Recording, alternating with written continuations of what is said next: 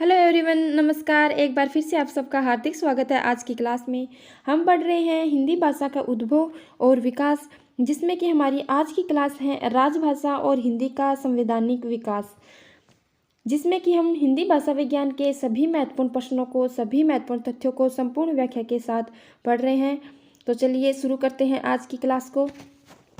और हाँ, अगर आप चैनल पे नए हैं और चैनल को अभी तक सब्सक्राइब नहीं किया है तो प्लीज़ चैनल को सब्सक्राइब कर लीजिए और क्लास को ज़्यादा से ज़्यादा शेयर कीजिए। क्वेश्चन नंबर 1, कौन से अनुच्छेद में हिंदी को संघ की राजभाषा वह देवनागरी को लिपि के रूप में मान्यता मिली है? अनुच्छेद 343, अनुच्छेद 348, अनुच्छेद 351 या अनुच्छेद 358? सही आंसर बताना है कि हिंदी को संघ की राजभाषा और देवनागरी को लिपि के रूप में मान्यता कौन से अनुच्छेद में मिली? तो ऑप्शन ए इसमें राइट आंसर है, अनुच्छेद 343। संविधान के भाग 17 अनुच्छेद 343(1) के अनुसार संविधान के भाग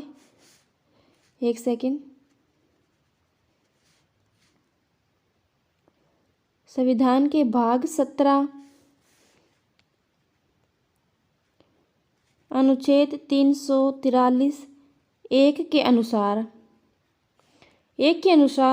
हिंदी को संघ की राजभाषा और देवनागरी को लिपि के रूप में मान्यता मिली है। नेक्स्ट, भारतीय संविधान के किस अनुच्छेद में राजभाषा संबंधी संविधान का उल्लेख है? राजभाषा संबंधी संविधानों का उल्लेख है, ठीक है। अनुच्छेद 343 से 351 तक, अनुच्छेद 343 से 353 तक, 342 से 351 तक। आपको बताना है इनमें से सही कौन सा है जिसमें राजभाषा संबंधी संविधानों का उल्लेख किया गया है। तो ऑप्शन ए इसमें राइट आंसर है। अनुच्छेद 343 से 351 तक के जो अनुच्छेद है उनमें राजभाषा संबंधी संविधानों का उल्लेख किया गया है। संविधान द्वारा स्वीकृत जो सरकारी कामकाज की भाषा होती है वह कहलाती है राजभाषा, ठीक है। भारतीय संविधान की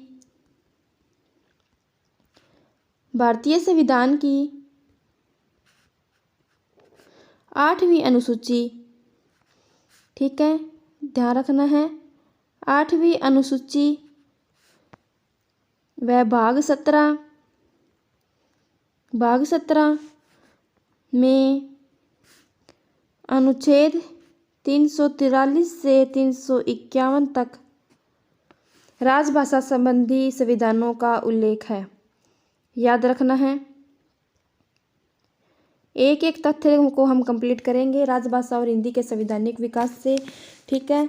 ध्यान देना है कि भारतीय संविधान की 8वीं अनुसूची भाग 17 में अनुच्छेद 343 से लेकर 351 तक राजभाषा संबंधी संविधानों का उल्लेख किया गया है, ठीक है। ऑप्शन ए इसमें राइट आंसर है। नेक्स्ट, राजभाषा आयोग के प्रथम अध्यक्ष कौन थे?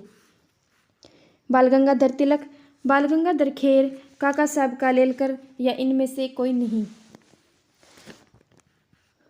तो आपको याद रखना है कि राजभाषा आयोग का गठन कब किया गया था? राजभाषा आयोग का गठन कब किया गया? 1955 ईस्वी में, ठीक है। जिसकी नियुक्ति कौन करता है? तो इनकी नियुक्ति करता है राष्ट्रपति। नियुक्ति कौन करता है? राष्ट्रपति, ठीक है। याद रखना है, राजभाषा आयोग का गठन 1955 में किया गया। जिसकी नियुक्ति किसने की? तो इस आयोग की नियुक्ति राष्ट्रपति ने की थी। इस आयोग में 21 सदस्य थे, 21 सदस्य थे और एक अध्यक्ष था। एक अध्यक्ष और 21 सदस्य थे। तो आपसे पूछा गया है कि राजभाषा आयोग के प्रथम अध्यक्ष कौन थे? तो प्रथम अध्यक्ष कौन थे? प्रथम अध्यक्ष ऑप्शन बी बाल गंगाधर खेर राजभाषा आयोग के प्रथम अध्यक्ष थे, ठीक है। राजभाषा आयोग का गठन 1955 में किया गया। राष्ट्रपति ने राजभाषा आयोग की नियुक्ति की और इस आयोग में एक अध्यक्ष और 21 सदस्यों की नियुक्ति की गई थी। जिसके प्रथम अध्यक्ष कौन थे? वो थे बाल गंगाधर खेर। याद रखना है। राजभाषा अधिनियम पारित किया गया? राजभाषा अधिनियम पारित किया गया 1968, 73, 1976 या 1999। राइट आंसर बताना है। तो राइट आंसर है ऑप्शन सी, 1976 में राजभाषा अधिनियम पारित किया गया। ठीक है, इसके बारे में कुछ और जान लेते हैं कि राजभाषा अधिनियम, इसमें कुल 12 नियम पारित किए गए थे। 12 नियम पारित किए गए थे इसमें, जिसमें एक नियम के अंतर्गत ये था कि जो पत्र व्यवहार है संघ और राज्यों के बीच, उसके आधार पर भारत के सभी राज्यों को 3 भागों में बांटा गया। ठीक है, याद रखना है, राजभाषा अधिनियम 1976 में पारित किया गया।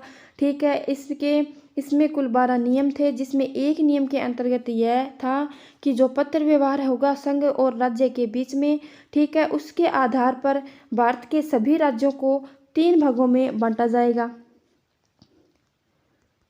भारत के सभी राज्यों को कितने भागों में? 3 भागों में बांटा जाएगा। ठीक है, 3 भाग कौन कौन से? एक के अंतर्गत रखा गया क वर्ग के क्षेत्र, क वर्ग के क्षेत्र, ख वर्ग के क्षेत्र और ग वर्ग के क्षेत्र।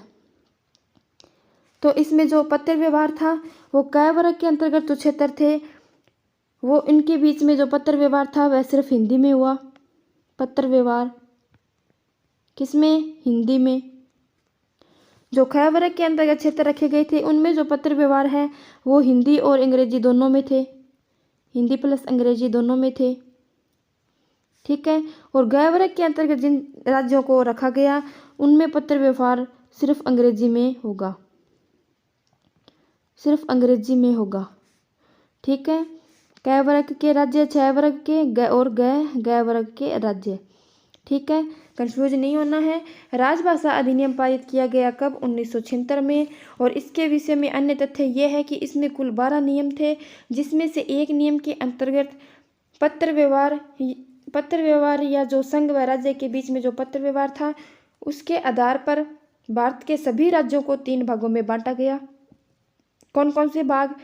जिसमें कुछ राज्यों को क वर्ग के अंतर्गत रखा गया, ख वर्ग के अंतर्गत रखा गया और ग वर्ग के अंतर्गत रखा गया।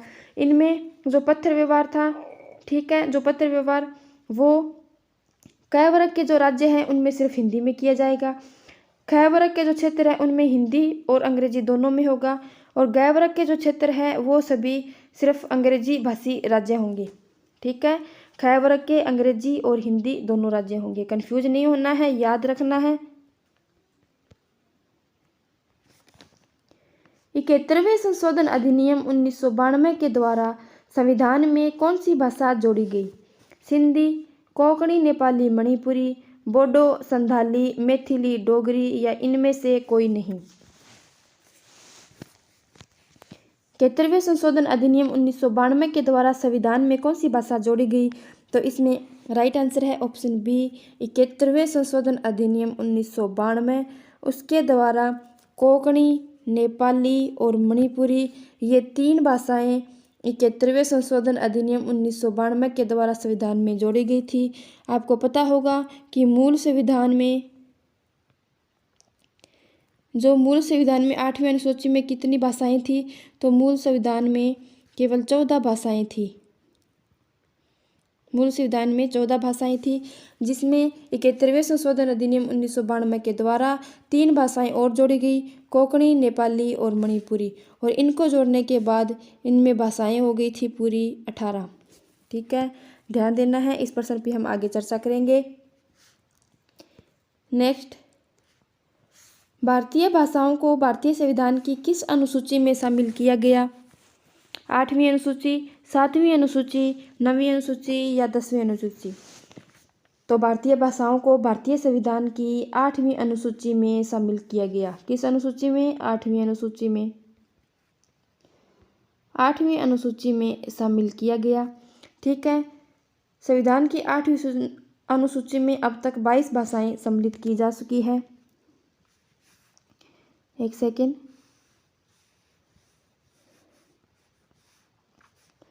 संविधान की 8वीं अनुसूची में 8वीं अनुसूची में अब तक कितनी भाषाएं शामिल हो चुकी हैं? तो अब तक 22 भाषाएं शामिल हो चुकी है।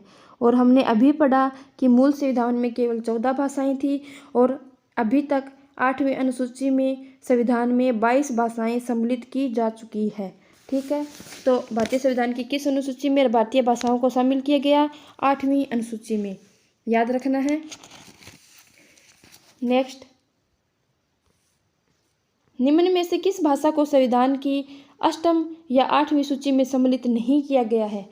ध्यान देना है, नहीं पूछा है कि किस भाषा को संविधान की 8वीं अनुसूची में, जिसमें अब तक 22 भाषाएं सम्मिलित की जा चुकी है, तो उनमें से कौन सी भाषा है जो इसमें सम्मिलित नहीं है? तो ऑप्शन डी छत्तीसगढ़ी, जो कि संविधान की 8वीं अनुसूची में शामिल नहीं है। डोगरी, मैथिली, मणिपुरी, ये तीनों 8वीं अनुसूची में शामिल है। 8वीं अनुसूची में शामिल है, जो कि संविधान की 8वीं अनुसूची में अब तक 22 भाषाओं को मान्यता प्राप्त हो चुकी है। 22 भाषाओं को मान्यता प्राप्त हो चुकी है। मूल संविधान में 14 भाषाएं थी, अब तक 22 भाषाओं को मान्यता प्राप्त हो चुकी है, जिनमें छत्तीसगढ़ी को सम्मिलित नहीं किया गया है। नेक्स्ट, 8वीं अनुसूची में 92वें संशोधन द्वारा किस भाषा को सम्मिलित किया गया? बोडो, संथाली, डोगरी या उपरोक्त सभी? तो आपको बता दूं कि 92वें संशोधन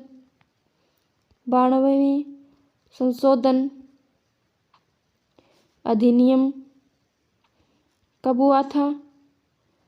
2003 में, जिसके द्वारा 2003 में 92वें संशोधन अधिनियम 2003 के द्वारा 8वीं अनुसूची में 4 भाषाएं और जोड़ी गई। 4 भाषाएं जोड़ी गई, कौन कौन सी? बोडो, संथाली, डोगरी और एक मैथिली।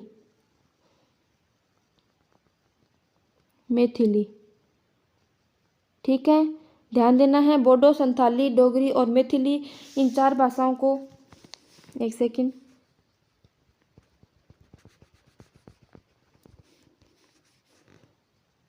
मैथिली। 8वीं अनुसूची में 92वें संशोधन अधिनियम 2003 के द्वारा 4 भाषाएं और जोड़ी गई, बोडो, संथाली, डोगरी और मैथिली, और इन 4 भाषाओं को मिलाने के बाद अब तक भारतीय संविधान में 22 भाषाओं को मान्यता प्राप्त हो चुकी है। 22 भाषाओं को। ठीक है, ध्यान से सुनना है, कंफ्यूज नहीं होना है। इन चारों भाषाओं को मिलाने के बाद 22 भाषाएं जो कि 8वीं अनुसूची में अब तक मान्यता प्राप्त कर चुकी है। ठीक है, याद रखना है कौन से संशोधन के द्वारा इनको जोड़ा गया था 4 भाषाओं को?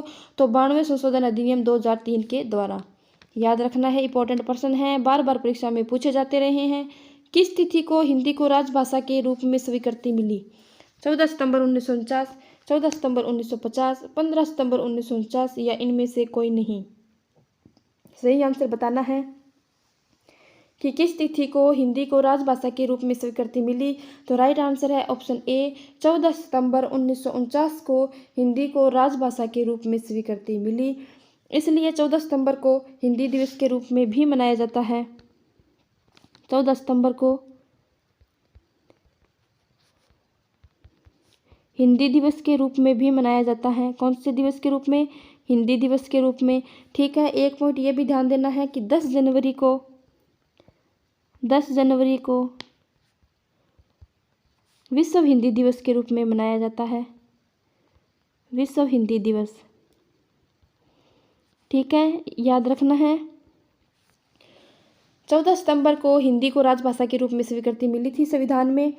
ठीक है, और 14 सितंबर को हिंदी दिवस के रूप में भी मनाया जाता है। 10 जनवरी को विश्व हिंदी दिवस के रूप में मनाया जाता है। याद रखना है, कंफ्यूज नहीं होना है। उत्तर प्रदेश सरकार द्वारा गठित लिपि सुधार परिषद की 28-29 नवंबर 1953 को हुई बैठक की अध्यक्षता किसने की थी? बताना है। सही आंसर बताना है कि उत्तर प्रदेश सरकार द्वारा जो गठित लिपि सुधार परिषद की 28-29 नवंबर 1953 की बैठक हुई थी और उसकी अध्यक्षता किसने की थी? Option A, B, C, D, इनमें से राइट आंसर कौन सा है? तो ऑप्शन ए, तत्कालीन उपराष्ट्रपति डॉक्टर सर्वपल्ली राधाकृष्णन ने इस बैठक की अध्यक्षता की थी। पीजीटी परीक्षा में, नेट जेआरएफ परीक्षा में यह प्रश्न पूछा गया है, इंपॉर्टेंट प्रश्न है, ठीक है, याद रखना है। तत्कालीन उपराष्ट्रपति डॉक्टर सर्वपल्ली राधाकृष्णन ने इस बैठक की अध्यक्षता की थी। नेक्स्ट, संवैधानिक दृष्टि से हिंदी भारत की भाषा है, मातृभाषा, जनभाषा, संस्कृत भाषा या राजभाषा? आपको बताना है। तो सही आंसर है ऑप्शन डी, राजभाषा। संवैधानिक दृष्टि से हिंदी भारत की राजभाषा है। संविधान द्वारा स्वीकृत जो सरकारी कामकाज की भाषा है, संविधान द्वारा स्वीकृत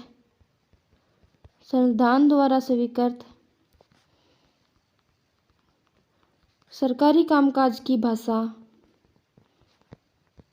राजभाषा कहलाती है। कौन सी भाषा? राजभाषा, ठीक है, याद रखना है। नेक्स्ट, राष्ट्रभाषा होती है अधिकतर राज्यों की भाषा, राष्ट्र की राजधानी की भाषा, राष्ट्र के लोगों की संपर्क भाषा या इनमें से कोई नहीं? तो सही आंसर है ऑप्शन सी, जो राष्ट्र के लोगों की संपर्क भाषा है वही राष्ट्रभाषा कहलाती है। किसी भी देश के अधिकांश लोगों के द्वारा बोली जाने वाली भाषा राष्ट्रभाषा कहलाती है, ठीक है। तो राष्ट्र के लोगों की संपर्क भाषा, ऑप्शन सी इसमें राइट आंसर है। नेक्स्ट, सुमेलित नहीं है, अनुच्छेद 343 राजभाषा हिंदी व लिपि देवनागरी होगी। अनुच्छेद 344 राजभाषा आयोग का गठन। अनुच्छेद 348 जो कि न्यायालय से संबंधित है। अनुच्छेद 346 जो कि हिंदी का प्रचार प्रसार व विकास, ठीक है। आपको बताना है कि इनमें से कौन सा आंसर है, कौन सा ऑप्शन है जो सुमेलित नहीं है। तो ठीक है, अनुच्छेद 343 हमने पढ़ा कि वह उसमें अनुच्छेद 343 में है कि संघ की राजभाषा हिंदी और देवनागरी लिपि होगी, ये इसमें सही है। अनुच्छेद 344 में राजभाषा आयोग का गठन किया गया है, ये भी सही है। अनुच्छेद 348 जो कि न्यायालय से संबंधी है, ये भी ठीक है। अनुच्छेद 346 ये इसमें राइट आंसर है। हिंदी का प्रचार प्रसार व विकास अनुच्छेद 346 में नहीं बल्कि अनुच्छेद 351 में आता है। अनुच्छेद 351 में कहा गया है कि हिंदी का प्रचार प्रसार और विकास के लिए। अनुच्छेद 346 में है कि संघ और राज्य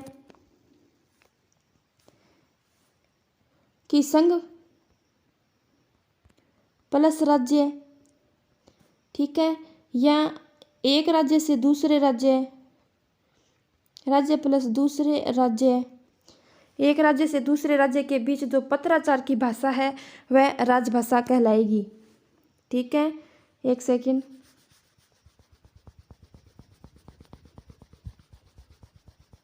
यहाँ लिख देती हूँ कि एक राज्य से दूसरे राज्य के बीच पत्राचार की जो भाषा है, पत्राचार की भाषा राजभाषा होगी, ठीक है। हिंदी के प्रचार प्रसार व विकास किस में कहा गया है? अनुच्छेद 351 में, अनुच्छेद 351 में, ठीक है। कि अनुच्छेद 346 में कहा गया है कि संघ और राज्य या एक राज्य से दूसरे राज्य के बीच जो पत्राचार की भाषा है वह राजभाषा होगी। अनुच्छेद 348 में है कि न्यायालय से संबंधी जो कहा गया है वो अनुच्छेद 348 में। राजभाषा आयोग का गठन किया गया है अनुच्छेद 344 में, और कहा गया है अनुच्छेद 343 में कि संघ की राजभाषा हिंदी व लिपि देवनागरी होगी। तो ठीक है, ये चारों अनुच्छेद बहुत इंपॉर्टेंट है, बार बार परीक्षा में पूछे जाते हैं, याद रखना है इनको। नेक्स्ट, राजभाषा के संदर्भ में सही नहीं है, ध्यान देना है, नहीं पूछा है। Option A, B, C, D, right answer आपको बताना है। राइट आंसर है कि 14 सितंबर 1949 को संविधान में हमने पढ़ा है कि हिंदी को राजभाषा के रूप में मान्यता मिली। हिंदी को राजभाषा के रूप में मान्यता मिली। मान्यता, ये इसमें सही है। अनुच्छेद 343 से लेकर 351 में राजभाषा संबंधी संविधानों का उल्लेख है। ये भी हमने चर्चा की है इस पे। राजभाषा संबंधी संविधानों का उल्लेख किस में किया गया है? तो अनुच्छेद 343 से लेकर 351 तक। भाग 17 जो कि राजभाषा से संबंधित है, इसका तो शीर्षक ही राजभाषा है। भाग 17 का शीर्षक राजभाषा है। ठीक है, ये तीनों इससे संबंधित है, सही है। अभी तक 2 संशोधन हुए हैं, ये इसमें गलत है क्योंकि अभी तक 3 संशोधन हो चुके हैं। हमने पढ़ा है 21वां संशोधन 1967 लिख देती हूँ। 3 संशोधन कौन कौन से हुए हैं? एक सेकेंड। अभी तक 2 संशोधन नहीं बल्कि 3 संशोधन हुए हैं। ठीक है, कौन कौन से? 21वां संशोधन कब हुआ? 1967 में। फिर हुआ 71वां संशोधन 1992 में। और फिर हुआ 92वां संशोधन कब? 2003 में। ठीक है, तो अभी तक कितने संशोधन हो चुके हैं? तो अभी तक 3 संशोधन हो चुके हैं, ध्यान देना है। 14 सितंबर 1949 को हिंदी को राजभाषा के रूप में मान्यता प्राप्त हुई थी। अनुच्छेद 343 से लेकर 351 तक है, उसमें राजभाषा संबंधी संविधानों का उल्लेख किया गया है। भाग 17 जो कि राजभाषा से संबंधित है, इसका शीर्षक ही राजभाषा है। अभी तक 2 संशोधन नहीं बल्कि 3 संशोधन हुए हैं। कौन कौन से? 21वां संशोधन 1967 में, 71वां संशोधन अधिनियम 1992 में और 92वां संशोधन अधिनियम 2003 में। याद रखना है, इंपॉर्टेंट तथ्य है, इंपॉर्टेंट प्रश्न है। नागरी लिपि के सुधार का प्रयास किसने किया? तिलक, सावरकर, बंधु, श्रीनिवास या उपरोक्त सभी? नागरी लिपि के सुधार का प्रयास किसने किया है? तो इसमें राइट आंसर है ऑप्शन डी, इन तीनों ने ही नागरी लिपि के सुधार का प्रयास किया है। तिलक, सावरकर, बंधु और श्रीनिवास, याद रखना है। नागरी लिपि से संबंधित कुछ प्रश्न हमने पिछली क्लास में कंप्लीट कर लिए हैं। अगर आपने वो क्लासेस नहीं देखी है तो प्लीज़ चैनल पे जाके उन क्लासेस को देखिए। और हाँ, मैंने पिछली सारी क्लासेस का लिंक इस क्लास के डिस्क्रिप्शन में दे दिया है। और टेलीग्राम चैनल भी, अगर टेलीग्राम चैनल या ग्रुप भी अगर आपको ज्वाइन करना है तो डिस्क्रिप्शन में उनका लिंक है। ठीक है, आप टेलीग्राम ग्रुप को ज्वाइन कर सकते हो, वहाँ पर आपको क्लास के नोटिफिकेशन मिल जाएंगे, PDF मिल जाएगी। भाषाई आधार पर सर्वप्रथम किस राज्य का गठन हुआ था? भाषाई आधार पर सर्वप्रथम किस राज्य का गठन हुआ था? पंजाब, जम्मू कश्मीर, राजस्थान या आंध्र प्रदेश? तो आप सभी को पता होगा ऑप्शन डी, आंध्र प्रदेश, जिसका भाषाई आधार पर सर्वप्रथम गठन हुआ था। राइट आंसर है आंध्र प्रदेश। नेक्स्ट, वर्ष 1955 में गठित प्रथम राजभाषा आयोग के अध्यक्ष कौन थे? इस प्रश्न पर शायद हमने पहले चर्चा कर चुके हैं। हम राजभाषा आयोग का गठन कब किया गया था? हमने पढ़ा कि राजभाषा आयोग का गठन 1955 में किया गया था।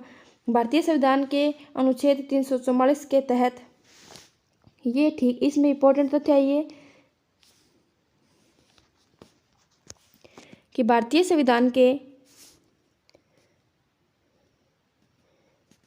संविधान के अनुच्छेद, कौन से? अनुच्छेद 344 के तहत। ठीक है, 344 के तहत प्रथम राजभाषा आयोग का गठन किया गया। प्रथम राजभाषा आयोग का गठन कब किया गया? गठन, याद रखना है कि भारतीय संविधान के अनुच्छेद 344 के तहत प्रथम राजभाषा आयोग का गठन किया गया। कब गठन किया गया था इसका? 1955 में। जिसकी प्रथम अध्यक्ष कौन थे? तो ऑप्शन ए, बाल गंगाधर खेर प्रथम राजभाषा आयोग के गठन के अध्यक्ष थे। हमने पढ़ा था कि राजभाषा आयोग का गठन 1955 में किया गया। इसकी नियुक्ति किसने की थी? तो इसकी नियुक्ति राष्ट्रपति करता है, जिसमें इस आयोग के सदस्यों की संख्या 21 थी और एक अध्यक्ष था। और प्रथम अध्यक्ष कौन था? तो वो बाल गंगाधर खेर। ठीक है, पीछे प्रश्न में हमने पढ़ा है। यहाँ पे आपको इतना याद रखना है कि भारतीय संविधान के अनुच्छेद 344 के तहत प्रथम राजभाषा आयोग का गठन 1955 में किया गया और उसके प्रथम अध्यक्ष कौन थे? बाल गंगाधर खेर। याद रखना है। हिंदी को राष्ट्रभाषा बनाने का विचार सर्वप्रथम किसने प्रस्तुत किया? इंपॉर्टेंट प्रश्न है, पीजीटी परीक्षा में पूछा गया प्रश्न है कि हिंदी को राष्ट्रभाषा बनाने का विचार सर्वप्रथम किसने प्रस्तुत किया? तो राइट आंसर है ऑप्शन बी, केशव चंद्र सेन ने। इसका इंपॉर्टेंट तथ्य याद रखने हैं। बंगाल में केशव चंद्र सेन ने केशव चंद्र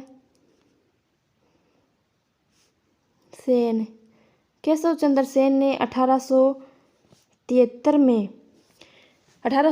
में यह प्रस्ताव प्रस्तुत किया था। कौन सा? राष्ट्रभाषा बनाने का विचार सर्वप्रथम किसने प्रस्तुत किया?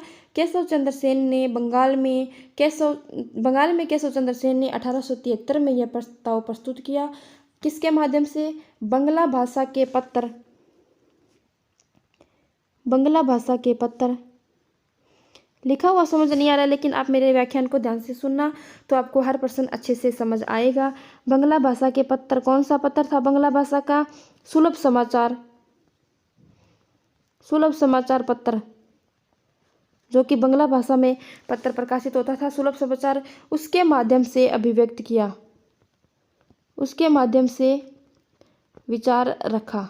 ठीक है, विचार रखा। याद रखना कि हिंदी को राष्ट्रभाषा बनाने का सर्वप्रथम विचार केशव चंद्र सेन ने 1873 में बंगला भाषा का एक पत्र था। कौन सा पत्र? सुलभ समाचार पत्र के माध्यम से यह विचार प्रस्तुत किया। और एक इसमें तथ्य यह है कि इस चीज़ में उनका समर्थन किसने किया? तो बंकिम चंद्र चटर्जी और रविंद्रनाथ टैगोर। बंकिम चंद्र चटर्जी और रविंद्रनाथ टैगोर इन दोनों ने केशव चंद्र सेन का समर्थन किया। याद रखना है, समर्थन किसने किया? तो इन दोनों ने समर्थन किया, केशव चंद्र सेन का समर्थन। याद रखना है। नेक्स्ट, किस अनुच्छेद में संसद में प्रयोग की जाने वाली भाषा हिंदी या अंग्रेजी होगी, यह कहा गया? इंपॉर्टेंट प्रश्न है। नेट जेआरएफ परीक्षा में, पीजीटी परीक्षा में पूछा गया है कि किस अनुच्छेद में संसद में प्रयोग की जाने वाली भाषा हिंदी या अंग्रेजी होगी? तो ऑप्शन ए, अनुच्छेद 120 में यह कहा गया है कि संसद में किया जाने वाला कार्य है वो हिंदी या अंग्रेजी में होगा। कुछ विशेष परिस्थितियों में, यानी कि अगर राज्यसभा का सभापति है, लोकसभा का अध्यक्ष है, कुछ विशेष परिस्थितियों में किसी व्यक्ति को अपनी मातृभाषा का प्रयोग करने की अनुमति दे सकता है। नहीं तो इसमें कहा गया है कि संसद में प्रयोग की जाने वाली भाषा या संसद का कार्य हिंदी या अंग्रेजी में होगा। किस अनुच्छेद में कहा गया है? अनुच्छेद 120 में। अब इसमें ध्यान देने वाला पॉइंट ये है कि जो चीज़ अनुच्छेद 120 में संसद के लिए कही गई है वही अनुच्छेद 210 में राज्य विधानमंडलों के लिए कही गई है। राज्य विधानमंडलों में प्रयोग की जाने वाली भाषा या राज्य विधानमंडलों में होने वाला कार्य हिंदी या अंग्रेजी में होगा, लेकिन कुछ विशेष परिस्थितियों में वहाँ भी मातृभाषा के लिए अनुमति दी जा सकती है। ठीक है, मातृभाषा का प्रयोग किया जा सकता है। तो अनुच्छेद 120 में संसद में प्रयोग की जाने वाला भाषा हिंदी या अंग्रेजी होगी और अनुच्छेद 210 में राज्य विधानमंडलों में प्रयोग की जाने वाली भाषा हिंदी या अंग्रेजी होगी। याद रखना है। अनुच्छेद 343(1) में हमने पढ़ा ही था कि संघ की भाषा इसमें राजभाषा हिंदी होगी और लिपि देवनागरी लिपि होगी। याद रखना है। नेक्स्ट, संविधान के अनुच्छेद 351 में किस विषय का वर्णन है? हिंदी के विकास के लिए निर्देश दिए गए हैं, न्यायालय से संबंधी है, पत्राचार की भाषा है या इनमें से कोई नहीं। तो हमने पढ़ा था कि न्यायालय से संबंधी जो उल्लेख किया गया है वो अनुच्छेद 348 में है। ठीक है, हमसे पूछा गया है कि संविधान के अनुच्छेद 351 में किस विषय का वर्णन है? तो ऑप्शन ए, हिंदी के विकास के लिए निर्देश दिए गए हैं। अनुच्छेद 351 में हिंदी का प्रचार प्रसार व विकास से संबंधित है। हिंदी का प्रचार प्रसार व विकास से संबंधित है। कौन सा अनुच्छेद? तो अनुच्छेद 351। अनुच्छेद 351 में कहा गया है कि संघ का यह कर्तव्य होगा कि वह हिंदी भाषा का प्रचार प्रसार बढ़ाए, उसका विकास करे। ठीक है, तो हिंदी के विकास के लिए निर्देश किस अनुच्छेद में दिए गए हैं? अनुच्छेद 351 में। और यह प्रश्न बार बार परीक्षाओं में पूछा गया है। नेक्स्ट, भाषा के आधार पर राज्यों की पुनः संरचना किस वर्ष की गई थी? भाषा के आधार पर राज्यों की पुनः संरचना किस वर्ष की गई थी? Option C 1956। दो बार लिख दिया यहाँ पे एक। ऑप्शन सी 1956 में भाषा के आधार पर राज्यों की पुनर्संरचना की गई थी। राज्यों की पुनर्संरचना के लिए 1956 में एक राज्य पुनर्गठन आयोग बनाया गया। 1956 में राज्य पुनर्गठन आयोग बनाया गया। कब? 1956 में। और इसकी अध्यक्षता किसने की थी? तो इसकी अध्यक्षता की थी फजल अली ने। फजल अली अध्यक्ष थे, याद रखना है। और किस लिए की गई थी राज्य पुनर्गठन आयोग की? आयोग क्यों बनाया गया था? कि भाषा के आधार पर राज्यों की पुनर्संरचना करने के लिए 1956 में राज्य पुनर्गठन आयोग बनाया गया। ठीक है, याद रखना है। ऑप्शन सी 1956 पीजीटी परीक्षा में पूछा गया प्रश्न है। संविधान के किस भाग में राजभाषा से संबंधित उपबंध है? पूछा गया कि किस भाग में राजभाषा से संबंधित उपबंध है। तो हमने पढ़ा कि 17वें भाग में राजभाषा से संबंधित उपबंध है, लेकिन 5वें भाग में, 6ठे भाग में और 17वें भाग में, इन तीनों में राजभाषा से संबंधित उपबंध है। 17वें भाग का तो शीर्षक ही राजभाषा है, शीर्षक ही राजभाषा है इसका तो। ठीक है, हाँ, लेकिन राजभाषा से संबंधित उपबंध पूछा है तो वो 5वें भाग में भी है, 6ठे भाग में है और 17वें भाग में है। ऑप्शन डी इसमें राइट आंसर है। संविधान के 21वें संशोधन के द्वारा संविधान की 8वीं अनुसूची में किस भाषा को सम्मिलित किया गया? सिंधी, उर्दू, संस्कृत, अंग्रेजी। आपको बताना है राइट आंसर। राइट आंसर की 21वें संशोधन द्वारा संविधान की अनुसूची में किस भाषा को सम्मिलित किया गया? तो 21वां संशोधन अधिनियम कब हुआ था? तो 21वां संशोधन अधिनियम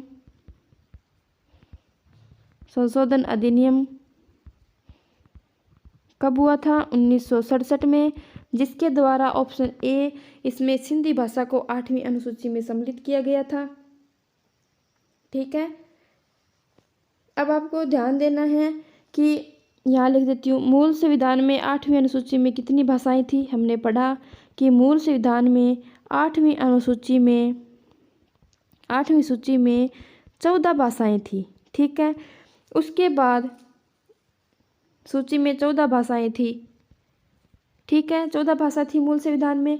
उसके बाद में 21वां संशोधन अधिनियम हुआ था 1967 में, जिसके द्वारा इसमें कौन सी भाषा जोड़ दी गई थी? सिंधी भाषा जोड़ दी गई थी। और सिंधी को जोड़ने के बाद भाषाएं हो गई थी 15 भाषाएं हो गई थी। ठीक है, याद रखना है 21वें संशोधन 1967 के द्वारा इसमें सिंधी भाषा को सम्मिलित किया गया था 8वीं अनुसूची में।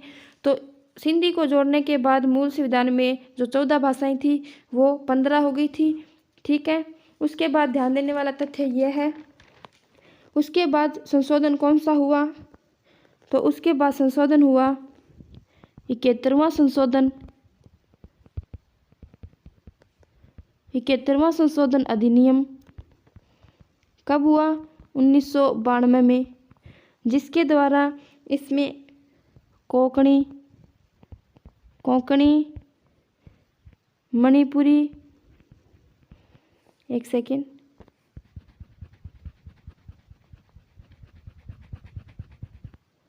कोंकणी, नेपाली, मणिपुरी।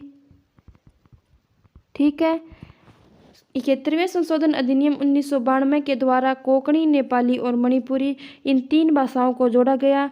तो संविधान में भाषाएं कितनी हो गई? सिंधी को जोड़ने के बाद 15 हो गई थी।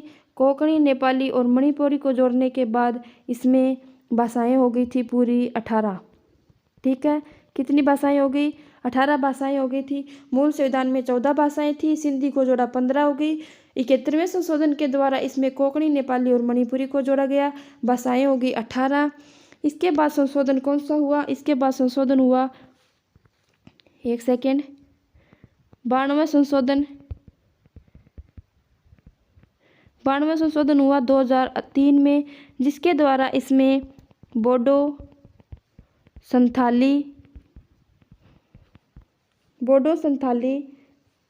मैथिली और डोगरी, कितनी? 4। इन 4 भाषाओं को और जोड़ दिया गया। सिंधी को जोड़ने के बाद 15 हुई। 71वें संशोधन में हमने देखा कि 3 भाषाएं और जोड़ी गई, जिसको जोड़ने के बाद 18 हो गई थी। और 92वें संशोधन के द्वारा इसमें 4 भाषाएं जोड़ने के बाद सारी भाषाएं कितनी हो गई थी? तो 8वीं अनुसूची